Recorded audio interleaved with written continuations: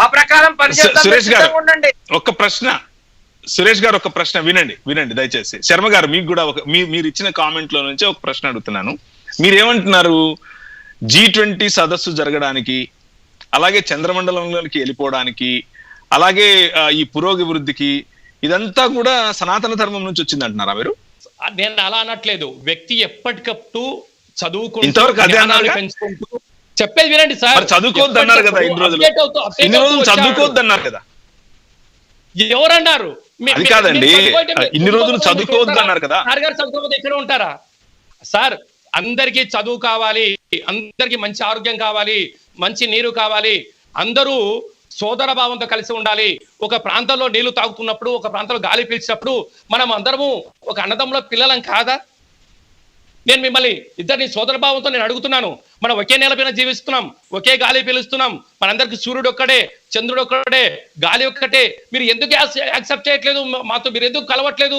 పోయినంత కాలం ఏదో పుస్తకంలో ఉంది, ఆ మనుధర్మం చేద్దాం, ఈ ధర్మం చేద్దాం, ఏ ధర్మం చేద్దాం. రండి, వెల్కమ్. సాధిద్దాం, భావితరాలకు ధర్మాన్ని బోధిద్దాం, భావితరాలకు ఆరోగ్యాన్ని ఇద్దాం, పూర్ణ ఆయుష్లాగా చేద్దాం. ఒక వ్యక్తి 1000 సంవత్సరాలుగా బతికేటువంటి సైన్స్ ని కనిపెడదాం, ముందుకు తీసుకెళ్దాం, 10 మందికి మంచి కార్యక్రమాలను బోధిద్దాం. గతంలో జరిగిన అందరం మర్చిపోదాం. అప్పుడు ఆ కాలమాన ప్రకారంగా అప్పుడు అలా జరిగింది. ఈ రోజు మన ఇక్కడ వాట్సాప్ లో ఉదయనిధి స్టాలిన్ గారు కూడా అదే చేయమని చెప్తున్నారు కదా. ఉదయనిధి స్టాలిన్ గారు కూడా అదే చేయమని చెప్తున్నారు కదండి. ఉదయనిధి స్టాలిన్ గారు కూడా అదే చేయమంటున్నారు కదా. ఆయన ఏం చేశాడు? డెంగ్యూ లాంటి, మలేరియా లాంటి తీసేయమంటున్నాడు. వ్యాధితో పోల్చడం అనేది తన వ్యక్తిగతమైన విష జ్వాలను, తన వ్యక్తిగతమైనటువంటి బీజాలను అందరిపైన రుద్ది, అందరి యొక్క సోదర భావంగా ఉన్నప్పుడు మన అందరి మధ్యలో ఒక చిచ్చును పెట్టి, సార్ గారు ఎన్నో రోజులుగా ఆ యొక్క డాక్టర్ సాహెబ్ గారు రాసినటువంటి కొన్ని వేల సంవత్సరాలుగా చదివి ఇప్పుడు కొన్ని వేల సంవత్సరాలుగా స్థాయికి తీసుకొచ్చారండి. కొన్ని వేల సంవత్సరాలుగా ఇబ్బందులు పెడితే మీరేమో పుణ్యాత్ములు ఒక్క మాట చెప్పినందుకు ఉదయనిధి స్టాలిన్ పాపాత్ముడా? సార్ మిమ్మల్ని ఎప్పుడైనా బాధ పెట్టామా? చదువుకోద్దన్నారు, మేము మమ్మల్ని బడికి పోద్దన్నారు,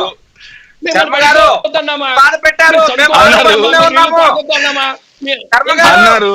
ఇప్పటికీ మా గుడిసెలు ఊరికి బయట ఉంటున్నాయి, ఇప్పటికీ మా గుడిసెలు బయట ఉంటున్నాయి, ఇప్పటికీ మా గుడిసెలు ఊరికి బయట ఉంటున్నాయి. చూడండి, భాగ్యనగరంలో ఒకసారి చూడండి, అందరూ సర్వమాన సౌభ్రత ఎందుకో అన్ని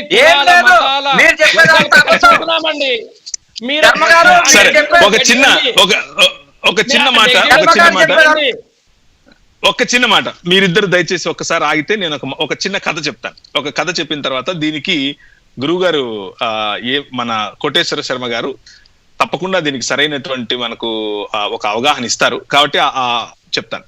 ఒక మంచి కథ, చాలా బాగుంటది.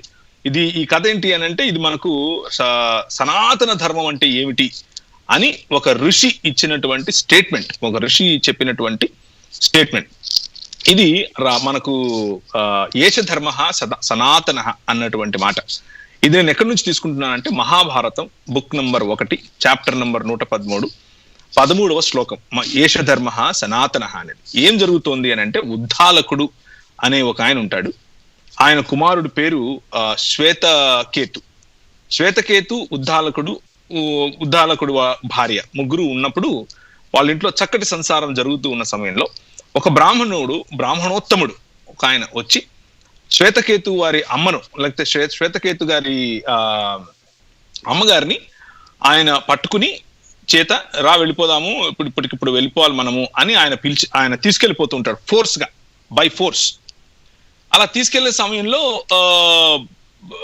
ఉద్దాలకుడిని చూస్తూ శ్వేతకేతు కోపం వచ్చి, ఏంటి ఇలా అవుతుంది, ఇలా వెళ్ళిపోవటం తప్పు కదా, నాకు చాలా కోపంగా ఉంది అని అన్నప్పుడు ఆయన ఉద్దాలకుడు ఏమన్నారు అని అంటే, ఇదే సనాతన ధర్మం నాయన, బ్రాహ్మణుడికి ఏది కావాలో చివరికి నీ భార్య అయినా నీ తల్లిగారైనా సరే ఇవ్వాల్సిందే అని చెప్పాడు. ఇది నేను చెప్తున్నది కాదు, మహాభారతంలో నేను ఇంతవరకు ఇచ్చినటువంటి రెఫరెన్స్ కూడా నేను మీకు చెప్తున్నాను. ఈ కథ ఎవరైనా సరే మీరు చదువుకున్నవారు మీకు తెలియదు ఏం కాదు. గురువు గారు మీరేమంటారు?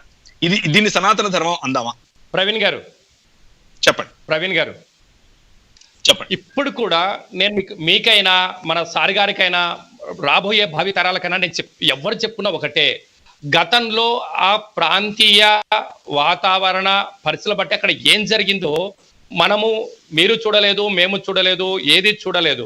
డాక్టర్ బిఆర్ అంబేద్కర్ గారు రాసినటువంటి యొక్క రాజ్యాంగము అందరికి ప్రామాణికమని మనం నమ్ముతున్నాం కనుక మనము దానినైనా ఇంకొక మీకు రామాయణం ప్రామాణికం కాదు, రాజ్యాంగం ప్రామాణికం అని ఒప్పుకుంటున్నారా ఇప్పుడు? అన్నిటిని ఒప్పుకోవాల్సిందే. రామాయణము ప్రామాణికం కాదు, మహాభారతం ప్రామాణికం కాదు, మనకు రాజ్యాంగమే ప్రామాణికం అని ఒప్పుకుంటున్నారా? అయ్యా, రామాయణము ప్రామాణికమే, భారతము ప్రామాణికమే, మన యొక్క భారతం ప్రామాణికమైతే భారతం ఒకవేళ ప్రామాణికమైతే ఇప్పుడు నేను చెప్పిన కథ ఉద్దాలకుడు మరియు శ్వేతకేతు కథలో అది జరిగినటువంటిది. అందులో ఋషి ఏం చెప్తున్నాడు అనంటే ఏష ధర్మ సనాతన అంటున్నాడు. ఇదే సనాతన ధర్మం అంటున్నాడు. బ్రాహ్మణుడికి కావాల్సింది చేయటమే. నా ఎదురుగా రామాయణం పుస్తకం ఉందండి, నా ఎదురుగా భారతం ఉండి చేత చదవాలా తీసి చెప్పండి. ఒక్కటే గుర్తుపెట్టుకోండి, ఏదైనా కూడా ఒక వ్యక్తి నోట్లో నుంచి మరొక వ్యక్తి దగ్గరకు ఒక మాట వచ్చినప్పుడు కొన్ని పదాలు యాడ్ అయితే కొన్ని పదాలు తగ్గిపోతాయి. అలాగా ఇప్పుడున్న భారతం ఆథెంటిక్ కాదు, అయితే అందులో మార్పులు అలాగా అనేక మంది మోడిఫికేషన్ చేసి రాసిన గ్రంథాలు కూడా కొన్ని ఉన్నాయి. ఒరిజినల్ గా ఏ గ్రంథంలోనైనా మహాభారతం మాడిఫై అయిపోయింది, ఇప్పుడు ఒరిజినల్ లేదు. కొందరి యొక్క వ్యక్తుల యొక్క స్వహస్తాలకు వచ్చి తను మార్చి రాసుకున్న సందర్భాలు కూడా ఉన్నాయి. నేను మిమ్మల్ని కూడా సూటిగా మన టీవీ ఛానల్స్ ఒక్కటే అడుగుతున్నా, మీరు అప్డేట్ కోరుకుంటున్నారా లేదా మీరు అక్కడే ఉందామనుకుంటున్నారా? ముందు మీ వ్యక్తిగత నిర్ణయాలు ఏంటివి ప్రవీణ్ గారు? ఇక సార్ గారికి చెప్పకుండా నేను మీతోనే చర్చన చేస్తాను. ఇప్పుడు విషయం ఏంటంటే, ఇప్పుడు గతంలో ఏం జరిగిందో చూడలేదు, గతంలో ఏం జరిగింది అభిప్రాయాల్ని టీవీ ఛానల్ ద్వారా అనేక మందికి మీకున్న జ్ఞానాన్ని పంచుతున్నారా, అజ్ఞానాన్ని పంచాలనుకున్నారా, మూర్ఖత్వాన్ని పంచాలనుకున్నారా, హింసను లేపించాలనుకున్నారా, సంపూర్ణ జీవన విధానం పొందాలనుకుంటున్నారా?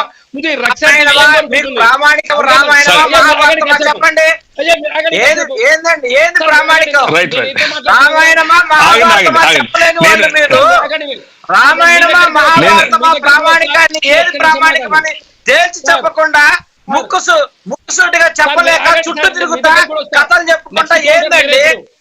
ఏది మీరు మమ్మల్ని ప్రశ్నించేదండి? సార్ మీరు ఆగండి, నెక్స్ట్ కౌంటర్ ఆగండి కాదు, ఏది రామాయణమా మహాభారతమా ప్రామాణికం ఏంటి మీరు చెప్పండి. సరే సరే, పులిగుజ్జు గారు ఆగండి, పులిగుజ్జు గారు ఆగండి, దయచేసి ఆగండి, దయచేసి ఆగండి.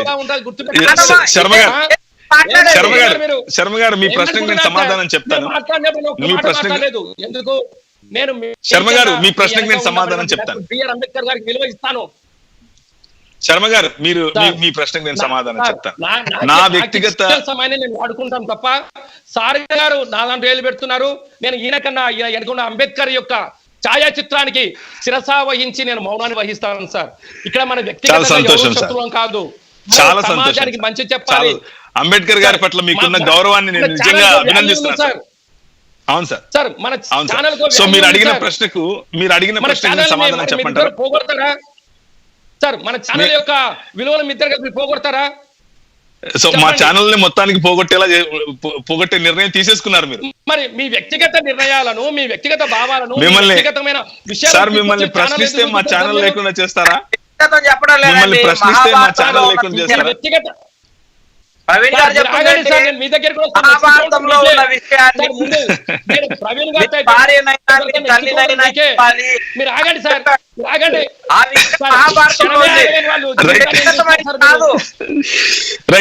ఒక్క నిమిషం, ఓకే ఓకే, నేను చెప్తాను. రావాలి నేను వచ్చాను సార్, నేను ఇక్కడే ఉన్నాను సార్, నేను ఇక్కడే ఉన్నాను సార్, నేను ఎక్కడికి పోలేదు. ఆయన ఆపండి, మీ కౌంటర్ తర్వాత నెక్స్ట్ కౌంటర్ ఆయనకే. ఇంకా సరే సార్, సరే సార్, మీతో మీరు అడిగిన ప్రశ్నకు నేను సమాధానం చెప్పనా? స్వీకరిస్తున్నారా సార్? ఆగండి సార్, నాకు ఛాన్స్ ఇవ్వండి, నాకు ఒక ఛాన్స్ ఇవ్వండి, నాకు మాట్లాడండి, మాట్లాడండి సార్. ఆగండి మహాన్ బాబా, ఆగండి కాసేపు, ఆగండి. మాట్లాడండి. ముందు మా ప్రవీణ్ గారు చర్చించి నేను మీ దగ్గరకు వస్తా కదా. ఇన్ని వేల సంవత్సరాలుగా మా నోళ్ళు నొక్కారు, ఇంకొక 5 నిమిషాలు నొక్కితే ఏమైంది? కానివ్వండి, నొక్కండి. అయ్యా అది మీరు అనుకుంటున్నారు, ప్రవీణ్ గారు. నేను మన ఛానల్ నుంచి నేను మిమ్మల్ని కొన్ని సంవత్సరాలుగా మా వ్యక్తిగత అభిప్రాయం ఏమిటంటే ప్రవీణ్ గారు ఒక మంచి వక్త. ప్రవీణ్ గారు రాబోయే కాలంలో డాక్టర్ బిఆర్ అంబేద్కర్ లాంటి ఒక ఉన్నత భావం కలిగినటువంటి ఒక వ్యక్తి అని మా యొక్క మనసులో భావం సార్.